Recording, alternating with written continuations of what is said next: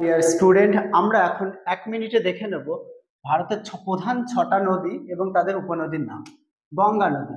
গঙ্গার দুদিকের উপনদী আছে। একটা হচ্ছে বাম তীরের প্রধান উপনদীগুলো হচ্ছে রামগঙ্গা, গোমতী, ঘাঘরা, কোশি। ডান দিকের উপনদীর নাম হচ্ছে যমুনা, সোন। তাছাড়াও অজয়, দামোদর, ময়ূরাক্ষী তো আছে। সিন্ধু এবং তার উপনদীগুলোর নাম। সিন্ধুর উপনদীর নাম হচ্ছে ডান দিকে সায়ক, গিলগিট, দ্রাস। এবং বাম দিকের উপনদী, বিখ্যাত 5টা উপনদী চন্দ্রভাগা, শতদ্র, ইরাবতী, বিপাশা আর ঝিলাম।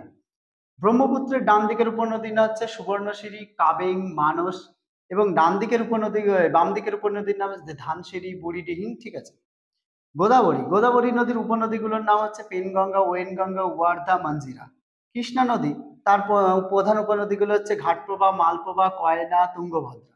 কাবেরী নদী, তার এবং উপনদীগুলোর নাম হচ্ছে অর্কবতী, সুবর্ণবতী, ভবানী, শিমশা।